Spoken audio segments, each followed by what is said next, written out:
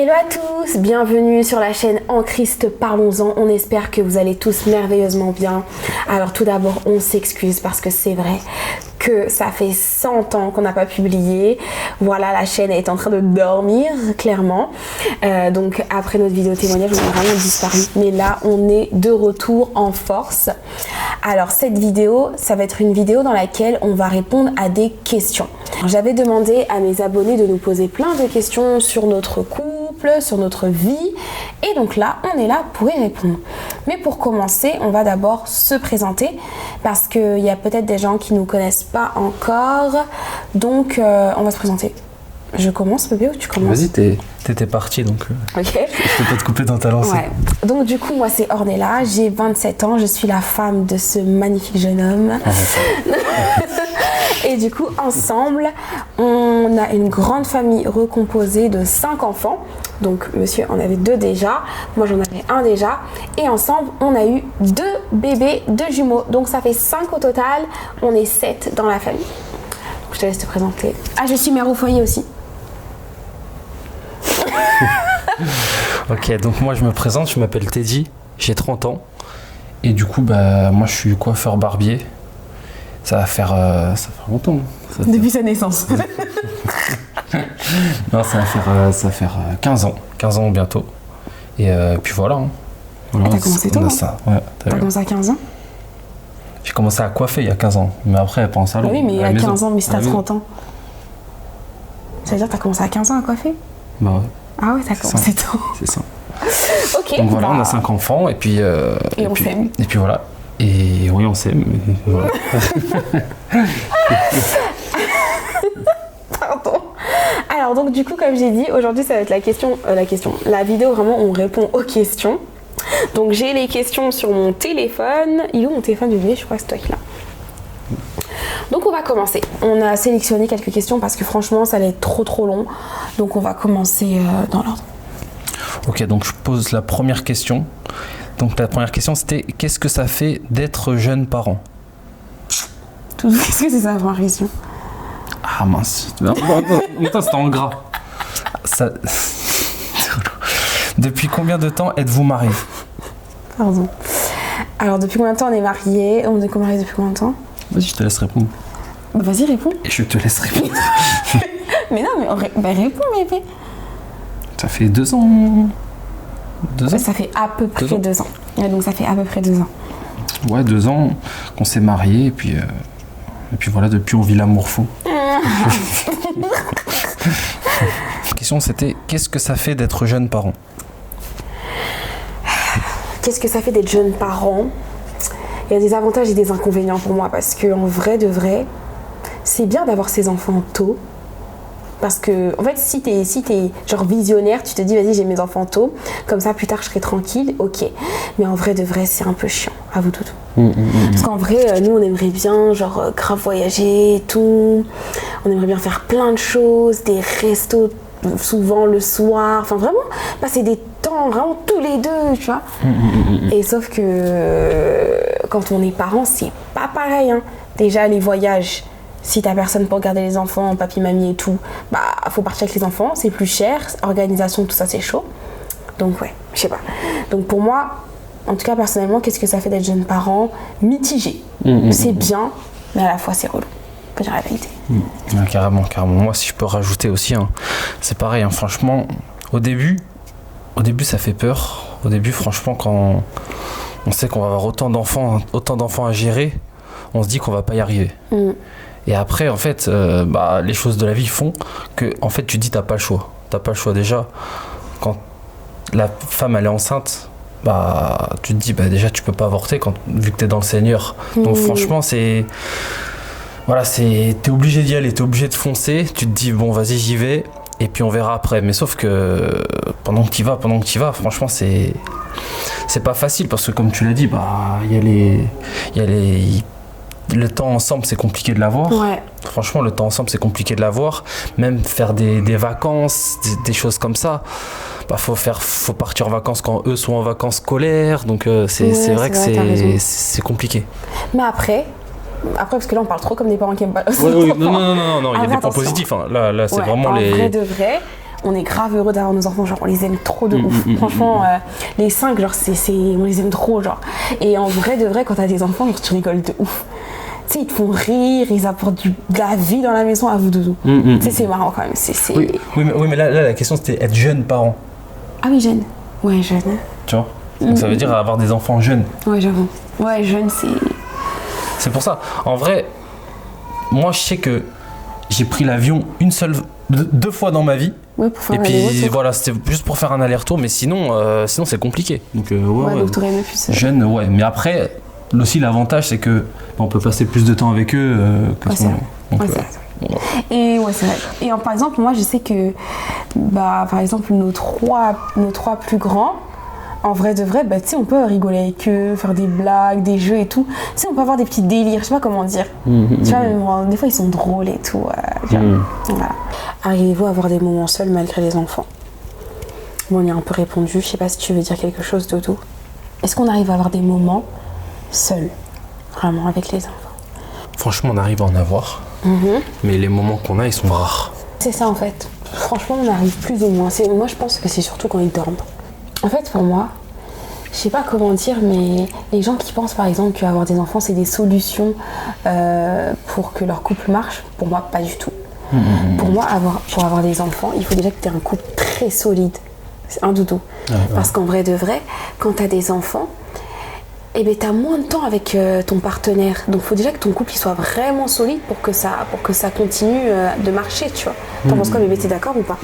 Ouais, je suis d'accord. Franchement, quand il y a les enfants, c'est vrai que déjà, des enfants, il faut savoir que ça demande beaucoup de temps. Déjà, il faut leur faire à manger, il faut les préparer pour l'école, il faut leur changer la couche, faire la douche, tout ça. Et puis ça, c'est des moments vraiment qu'on passe loin l'un de l'autre. Donc, ouais, comme tu l'as dit, vraiment, c'est important d'être soudés, vraiment rester soudés. Donc, voilà. Donc, est-ce que le mariage change un homme? Là, je suppose que c'est à moi de répondre. Bah oui, c'est à toi de dire. Alors, est-ce que le mariage change un homme?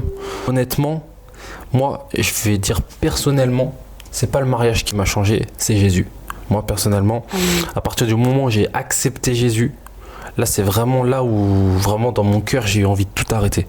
Arrêter la tromperie, arrêter de pécher, arrêter de faire toutes sortes de choses du monde, même écouter la musique du monde, j'ai vraiment eu envie de me donner à 100% à lui.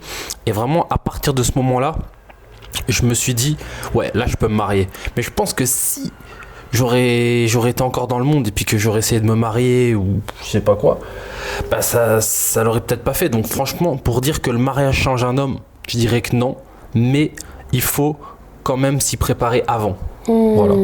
Ouais, je suis d'accord avec toi, hein. Je prêche pas un homme, mais je veux dire, si je prends par rapport à une femme, pour moi le mariage, ça peut pas changer quelqu'un, on va dire. Pour moi vraiment la personne qui peut changer, c'est vraiment Jésus, la personne du Saint-Esprit, c'est ça qui peut vraiment changer quelqu'un, mais c'est pas le mariage quoi. Par exemple, s'il y a une personne qui trompait, c'est pas en se mariant qu'elle va arrêter de tromper. Ça va peut-être faire que pendant un temps, elle va s'arrêter en disant oui, je suis mariée ou quoi, mais ça peut revenir en fait. Donc pour moi, le mariage ne change pas un homme et ne change pas une femme non plus. Je vais voir, je vais lire l'autre question. Ok, vas-y. Y a-t-il déjà eu tromperie avant ou pendant le mariage? Alors oui. Non, je rigole. Par contre, moi je dois avouer. Quoi? Je dois avouer. Arrête. Bah quoi? Tu fais trop genre. Bah attends. Moi je suis confiant, moi j'ai confiance en toi. Après, si tu me dis je peux pas, si tu m'as. Pas du tout. Non, pas du tout. Bah vas-y, réponds déjà. Franchement, est-ce qu'il y a déjà eu tromperie? Franchement, pour ma part, non. Non, franchement, j'ai même jamais eu l'idée en vrai de tromper. Mais. Non, je rigole. Vas-y, je sais quand je dis mais tu. T'es relou tout. Vas-y, et toi? Non, mais en vrai de vrai, non. Non. Après, l'idée, elle peut passer par la tête. Mais. je rigole, bébé. Non, en vrai de vrai, avant. En fait, ensemble, non. Mais avant, moi, oui. Moi, oui, mais pas toi. Non, mais je veux dire. J'ai déjà trompé dans mon passé, mais quand voilà ça que je veux dire. Tout le monde d'ailleurs, je crois. Mais pareil, quand j'ai rencontré Jésus, j'ai vraiment arrêté tout ça. Et toi, t'es mon mari, non, je t'ai jamais trompé. Je ne compte pas te tromper. En fait, pour moi, attends, parce que je sens que tu veux parler, mais juste je conclue. En fait, pour moi, quand vraiment tu trouves la personne. C'est ce que je voulais dire. Quand vraiment tu trouves la... Vas-y, je te laisse. Non, vas-y. Quand tu trouves la personne, mais en fait, t'as même pas... En fait, l'idée de tromper, tu viens même pas par la tête parce que, en fait, t'es comblé. Déjà, t'as Jésus. En plus, t'as ton partenaire de vie, t'as ta moitié. Mais genre, t'es comblé. Mais à quelle heure je vais penser à... Mais je n'ai pas besoin. Non, mais c'est ça, en fait. Pour moi, quand tu trouves la bonne personne... Mais ça te passe pas par la tête, hein, Zouzou? Ouais, non, franchement. Bah ouais, c'est ça. Hein. Franchement, en fait, quand déjà, il n'y a que Jésus qui peut nous combler totalement. Donc vraiment, déjà, quand on a Jésus, déjà, on est comblé totalement et on veut plus faire les choses du monde. Donc déjà, ça, c'est la première sécurité, on va dire. Et la deuxième, c'est nous. C'est parce qu'on est, mais on n'a pas envie de mettre notre mariage vraiment en éclat. Parce qu'on sait que quand on a trouvé le bonheur, et franchement, je sais que de nos jours, ben c'est vraiment rare de trouver la bonne personne vraiment avec laquelle on se sent vraiment bien. Et quand on l'a trouvée, croyez-moi, on fait tout pour la garder et tout pour vraiment, c'est notre petit jardin secret, on va dire. Ouais, c'est ça. Mais surtout qu'en fait, c'est même des idées comme ça qui, limite, ça passe plus par la tête. Je sais pas comment dire, mais c'est même pas comme si on fait l'effort ou tu vois. C'est qu'en fait, ça devient juste naturel de ne pas le faire, genre, de ne même pas y penser, tu vois. Donc voilà. Donc non, il n'y a pas eu tromperie, il n'y aura pas tromperie. Comment gérer une infidélité lorsqu'on est chrétien?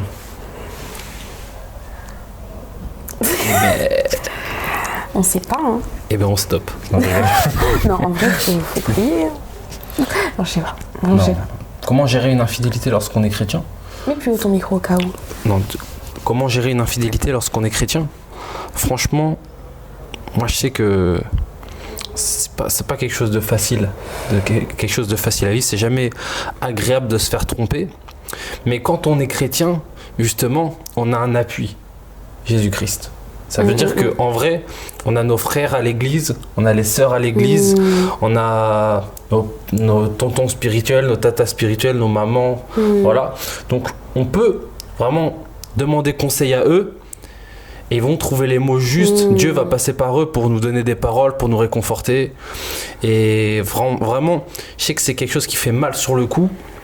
Mais voilà, hein, comme dans la vie, tout passe. Donc vraiment, ça, c'est une cicatrice.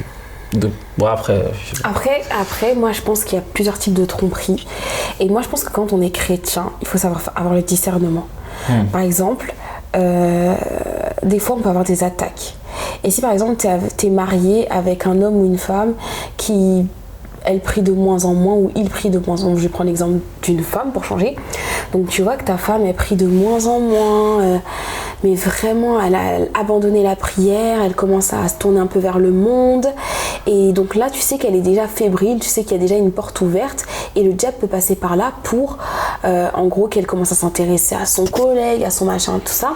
Mais ça pour moi c'est plus du spirituel en fait. Il faut savoir discerner en fait que la tromperie naturelle et spirituelle, je sais pas comment dire, tu vois. Et je pense que quand il y a des portes comme ça qui sont ouvertes, bah la réaction qu'il faut avoir, c'est déjà prier en fait, et déclarer que ce qui se passe, c'est pas elle en fait. Tu vois ce que je veux dire? Que cette personne est comme ça, mais pas à cause d'elle, mais par rapport au fait qu'elle a abandonné Dieu, que des portes se sont ouvertes et que le diable est passé par là. Donc je pense qu'il faut prier. Mais après, je dis ça, ça a l'air facile, mais honnêtement, moi, je pense pas que je n'arriverai à gérer une tromperie. Moi, je pense que, vas-y, tu me trompes, je casse la porte.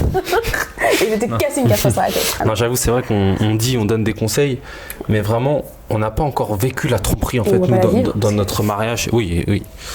Et on n'a pas encore vécu, donc on peut pas vraiment non plus se mettre à la place des personnes qui l'ont vécu. Donc ça, je pense pas que c'est même pas que c'est une question où on pourrait répondre. On peut pas. Après, je donne mon avis quand même, tu vois. Je donne mais on donne notre avis. Ouais, on donne notre avis, mais parce que moi je dis ça, mais si ça m'arrive, je pète un câble. Arrête. Bah, je pète un câble, Doudou. Non. Mais Doudou, non, je pète un câble. Enfin, bref, on va passer à la question suivante, parce que ça commence déjà à chauffer. Peut-on se demander encore si c'est la bonne personne étant déjà mariée? Franchement, je pense que ça dépend. Ça dépend des couples. Parce que y a des couples, oui, qui je pense qu'ils peuvent se demander si ils ont choisi encore la bonne personne ou pas. en fonction des situations, en fonction du comportement.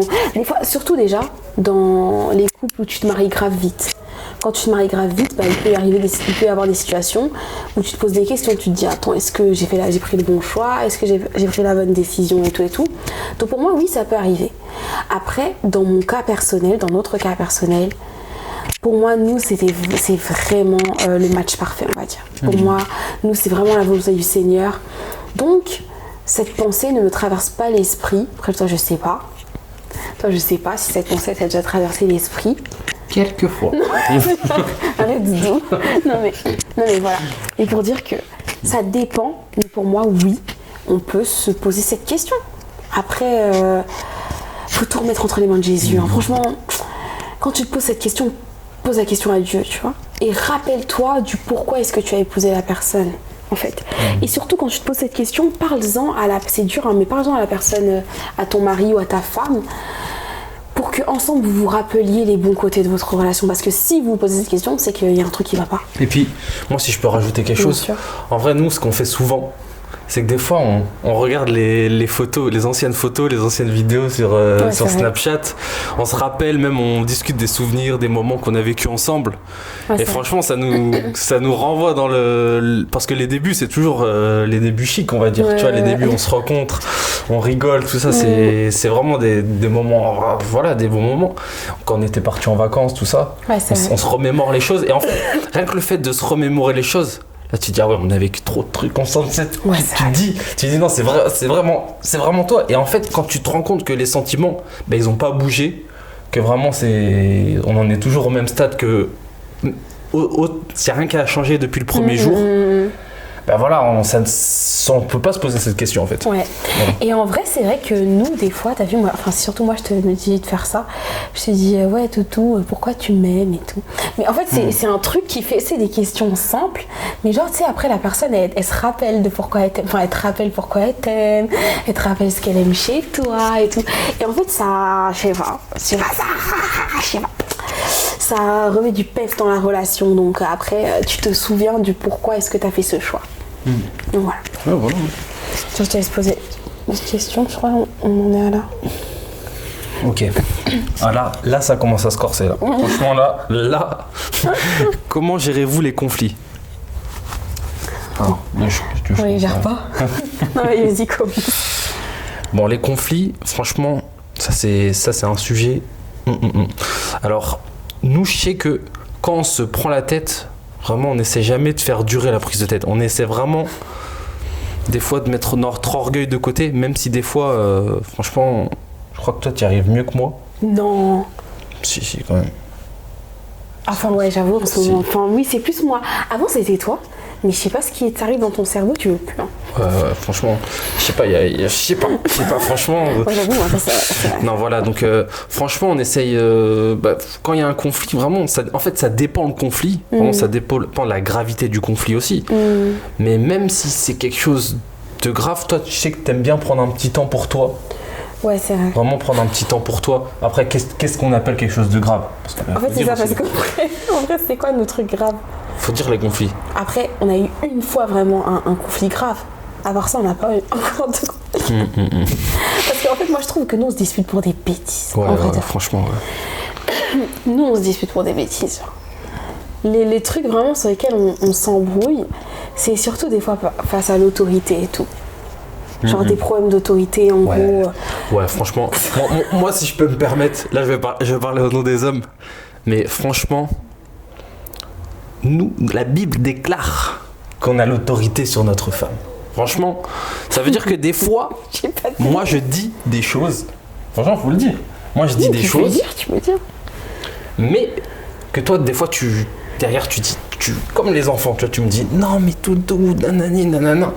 Et ça veut dire que moi, des fois, je me sens pas crédible dans ce que je dis. Tu vois ce que je veux dire? Ça veut dire que Christ, il a établi une hiérarchie. Voilà, tu vas le dire en même temps. Il a établi une hiérarchie. Donc voilà, moi ça c'est surtout les points qui nous fait qu'on se prend la tête souvent. Mais si ces points-là sont réglés, je crois qu'on va même plus se prendre la tête. Oui, mais en vrai, en vrai, de vrai. Il y a des trucs, t'abuses. Franchement, faut dire, mais faut se dire. Oh, franchement, faut se dire la vérité. Vas-y, dis-moi. Moi, en fait, moi, je pars du principe. Pour moi, si on se dispute, c'est parce que pour moi, vous les hommes, oui, vous avez l'autorité. Mais il y a des moments où nous, on est censé être votre aide semblable. Donc, il faut être preneur d'aide. Il faut... Toi, des fois, tu ouvres pas ton cerveau pour essayer d'accepter mon aide. Mais là, attends. Parce que là, on n'est pas parti au débat, là, on est parti. Non, on va pas au débat, mais ce que je veux dire, c'est que des fois, moi, je sais que je dis le bon truc, mais toi, tu vas dire, j'ai l'autorité. Non, parce que moi, j'écoute ton conseil, j'écoute ce que tu me dis, je dis, ok, tu me dis ça c'est une solution que tu m'apportes. Mais après, moi, je suis libre d'accepter ta solution ou pas. Tu vois ce que je veux dire? Donc voilà. Et la plupart du temps, je tiens à préciser, la plupart du temps, lorsqu'ils n'acceptent pas ma solution, on se retrouve dans la mouise. Voilà. Non, mais c'est vrai, faut se le dire. Non. Voilà, donc c'est vraiment ça, carrément, ça me fait bouillir. Parce que ça, c'est vraiment notre source de conflit, parce que l'autorité, des fois, des fois, il abuse avec son rôle d'autorité. Mais c'est... Non. C'est tout. Ah non, toutou. Pardon. Mais après, c'est vrai que t'as fait des efforts, parce qu'avant, tu répètes tout le temps, t'es le chef. Ouais. J'avoue que, franchement, t'as fait des efforts. En fait, on a mis chacun un peu d'eau dans notre vin. Parce que c'est vrai. Oui, c'est vrai. Je rigole parce qu'avant, c'était tout le temps, je suis chef. Et pour n'importe, même pour genre en gros, pour porter les courses, si en gros je veux l'aider, mais qu'il veut pas que je l'aide, oh je suis chef. Ah, ça y est. Doudou, tu le faisais. Précise que t'étais enceinte. Oui, j'étais enceinte. Voilà, Je me portais t'es enceinte, tu portes les courses. Je dis non, attends, je vais te porter les courses. Mais je t'ai dit, je pouvais t'aider. Oui, mais je t'ai dit non, t'es enceinte. Parce que moi, mon rôle, c'est de prendre soin de toi aussi. Et après, oh, je suis chef. Elle y est. Je sais pas vous, mettez en commentaire d'ailleurs les couples mariés. Si vous aussi, vos hommes, depuis qu'ils ont lu dans la Bible que la femme est soumise à son mari, ça y est, ils sont les chefs, on peut plus respirer. Chef. Non, arrête, franchement, j'en abuse pas. T'en abuses plus. J'en abuse pas. T'en abuses plus. Mais à un moment, t'en abuses plus. Ouais. Parce qu'au début, on cherche à trouver une stabilité. Ouais, tu vois, dès le début du mariage, ça peut pas être tout beau, tout rose. Tu vois, faut que tu t'adaptes à moi et que moi je m'adapte à toi. Ouais, c'est vrai. Donc voilà. Monsieur le chef. Faut que je fasse ça. C'est quoi l'autre question? Avez-vous du temps pour prier, méditer?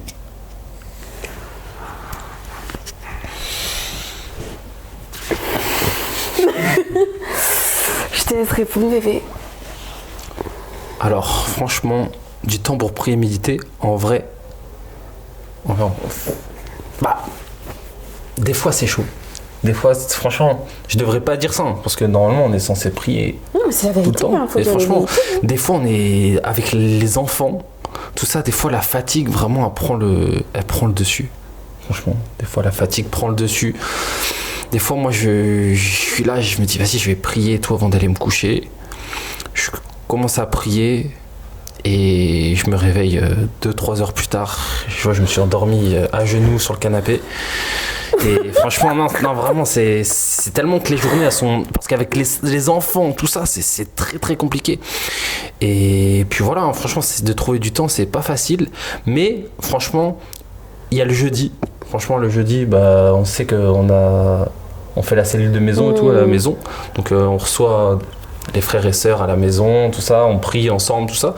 Et franchement, moi, je sais que moi, ça me rebooste en vrai pour la semaine, même le dimanche, ça me rebooste dans ma vie de prière, parce que je sais que voilà, on a besoin d'être fortifié aussi. Et surtout, la prière, ça nous fortifie. La prière attire à la prière, donc vraiment, on va prier pour nous, pour avoir une meilleure vie de prière. Ben voilà, il y a le diable, tu vois, qui essaye de nous stopper là-dedans, mais voilà. Après, en soi, oui et non. Moi, je dirais oui et non parce que quand t'es bien organisé et que t'es pas trop fatigué, au travail, tu prends le temps de méditer. Tu vois ? Ouais, oui, si, c'est vrai. Et également, quand nous deux, on n'est pas trop fatigués et tout, on essaye, des fois le soir, t'as vu, on essaie de lire notre Bible et tout. Mais le plus gros problème de ça, c'est qu'on n'est pas régulier. Tu vois ? C'est que, c'est sûr, on va faire comme tout le monde, la prière le matin, la prière le soir. Mais en fait, on a du mal vraiment à instaurer des moments dans la journée. Tu vois ? Et comme tu as dit, oui, des fois on est fatigué, je me rappelle. C'est qui avait vraiment dormi dans la prière ? Je sais plus, c'était moi une fois. Je crois une fois, attends, j'ai vu c'était qui. Mais toi tu l'as déjà fait, mais moi une fois, je m'étais agenouillée pour prier et j'ai vraiment dormi. Tellement j'étais fatiguée. Ça paraît drôle, mais en vrai ça l'est pas, tu vois. Mais quand je vous dis j'ai vraiment dormi, en moi j'ai dû dormir genre 2 heures. Et je dormais. En mode je rêvais et tout. Alors que j'étais censée prier, tu vois. Donc en fait, pour moi, tout est histoire d'organisation et tout, tu vois. En gros, savoir organiser ton temps, tu vois. Parce que moi, en soi, dans la journée, j'ai quand même du temps quand les enfants font leur sieste. Mais sauf que moi, je vais profiter pour dormir parce que je serais tellement fatiguée. Alors que par exemple, aujourd'hui, avant de dormir, je me suis dit, vas-y, je lis au moins un petit passage de ma Bible. Donc j'essaye d'organiser. Donc les temps, c'est quand même compliqué. Je vous cache pas que quand t'es marié et plus t'as des enfants, c'est chaud. C'est chaud de trouver le temps. Mais après, il faut faire de sa vie faut faire de sa vie une prière. Je sais pas comment dire, mais en gros, le matin, par exemple, vous pouvez écouter des adorations, prier dans votre tête, prier en allant au travail, prier en faisant à manger, tout en trouvant un temps vraiment isolé avec Dieu. Mais tant que vous trouvez pas ce temps, faites au moins ça, tu vois, parce que la parole dit dans 1 Thessaloniciens 5 verset 17, priez sans cesse. Donc il faut vraiment avoir sans cesse une atmosphère de prière, mais après c'est sûr que c'est indispensable de trouver vraiment des moments où tu t'écartes pour passer du temps avec Dieu. Mais sinon nous on fait de notre mieux. Voilà. T'as bien répondu. Donc après, voulez-vous d'autres enfants? Allez, moi je m'en vais. Bon, en parlant de ça, j'ai un truc à dire. Non, arrête. Oh, si, arrête avec tes... Allez, je reviens les amis. Je cherche un truc.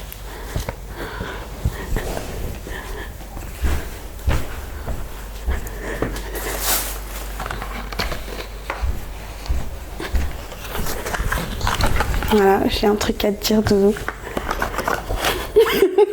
Vas-y, Doudou, arrête.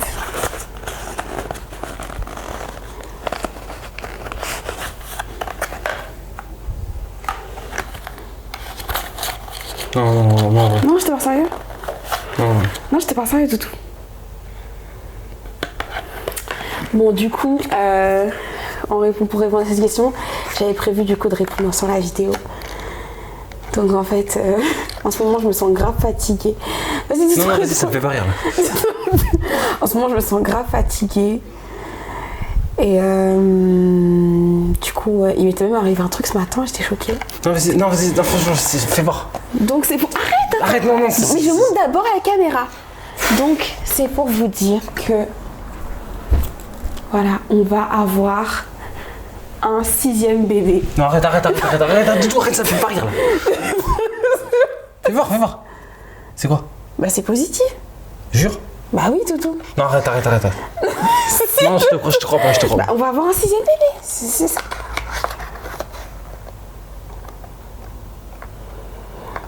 Vas-y, arrête, je te crois pas. Mais pourquoi? Regarde, lis ce truc, tu vois. Je rigole, bébé. Oh non, t'es relou à faire des trucs comme ça là. T'es relou. Je rigole, mon vidéo. Oh non, t'es relou. Oh non, du tout, t'es relou de fou. En plus, t'es en train de faire la vidéo tranquille là. C'est un prank. Prank dans la vidéo. Non, amour, tu veux pas une 2e fille?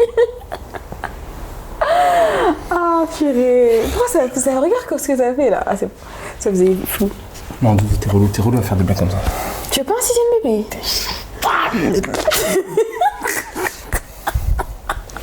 Oh, Doudou, t'étais dépité. Non, Doudou, arrête, me fais plus des blagues comme ça. T'étais dépité, ça va, bébé? Et il était au bout. Bah, vas-y, je réponds à la question maintenant. Je rigole, mais c'était une petite blague. Alors là, c'est moi qui vais y répondre en premier. J'aime beaucoup les enfants. Vraiment, ça c'est... Même quand je rentre du travail, je suis trop content de les voir, tout ça. Mais il y a un mais. Franchement, faut le dire. Faut le dire, il y a un mais. C'est que franchement, les enfants, ça demande beaucoup d'attention. Beaucoup de consécration. Vraiment, parce que moi, franchement, là, on s'est dit, on veut passer... Franchement, on veut faire quelque chose... On veut pas passer notre vie à s'occuper des enfants. Bon, en tout cas, pour ma part, hein, je veux pas passer toute ma vie à m'occuper de... Je sais que, vas-y, on en a 5, donc on devra s'en occuper toute notre vie déjà, mais j'ai pas envie de nous rajouter encore une charge en plus, quoi. Après, c'est Dieu qui décide, hein. C'est sûr que si du jour au lendemain tu tombes enceinte... Bah, on dirait que t'étais pas chaud. Hein. On le gardera, mais franchement, je serais vraiment... Franchement, là, je suis pas chaud pour en avoir un. Après, on veut faire la volonté du Seigneur. Voilà, c'est sa volonté qui compte avant la nôtre.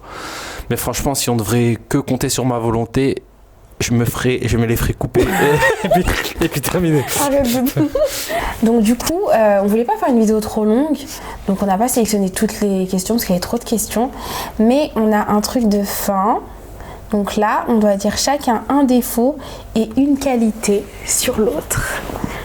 Je peux commencer? Vas-y. Alors, je vais commencer par ton défaut, pour finir en beauté avec qualité. Pour moi, ton défaut, c'est que t'aimes trop ta femme. Non, je rigole. Non, en vrai, pour moi... non, pour moi, si je devrais sélectionner un défaut chez toi... Vous savez comment je cherche, parce que je ne trouve pas trop. Non, c'est que... Oh, je te trouve têtu. Oh, je te trouve têtu. Oh, je te trouve têtu. Mais vraiment, je te trouve grave têtu, bébé. Mais vraiment. Têtu par rapport à moi. Mais après, auprès de Dieu, t'es pas têtu. Mais par rapport à moi, si. Ah, t'es grave têtu. Voilà, pour moi, c'est ton défaut.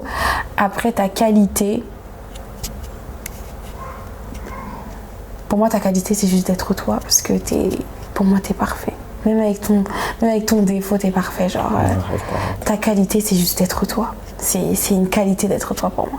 Parce que t'es tellement quelqu'un de bien, genre t'es... En fait, on sent grave que t'es la création de Dieu, je sais pas comment dire. Je dis pas ça parce que t'es mon mari, mais... T'es vraiment quelqu'un de bien, bébé. Mais vraiment, genre... tu me fais du bien au quotidien, tu penses à moi. Et je le vois que tu penses plus à moi qu'à toi. Et franchement, merci. Merci d'être le mari que tu es, merci d'être le père que tu es. Merci d'être qui tu es, en fait. Donc pour moi... La qualité que tu as, c'est d'être toi. Merci, mon cœur. Essaye de faire mieux maintenant. Bon, c'est à moi? Oui, c'est à toi. Mais... Alors, moi, franchement, si je devrais dire un défaut... Moi non plus, j'en trouve pas. Non, franchement, si je devrais dire un défaut, c'est que toi aussi, franchement, t'es têtu. Franchement, toi aussi, t'es têtu parce que des fois, comme je l'ai dit tout à l'heure, des fois... bien ton micro, ma vie. Des fois, voilà, on a des petites incompréhensions. Mais après, je pense que aussi ça, c'est tous les couples. Je pense que tous les couples, des incompréhensions, on peut pas se comprendre dans toute chose. Donc voilà, ça c'est, je dirais, ton plus gros défaut. Une qualité que je dois dire chez toi. Donc déjà, franchement, ta qualité première, c'est que tu m'apaises. Franchement, tu m'apaises énormément. Ça veut dire que quand ça va pas, franchement, quand ça va pas, quand je me sens pas bien, par exemple, j'ai mal à la tête. Par exemple, je sais que la dernière fois, j'ai mal à la tête. Tu venais pas forcément dans la chambre me voir.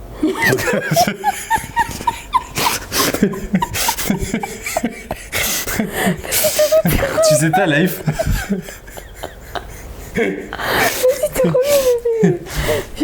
Franchement, je vais pas regarder de stop. Attends.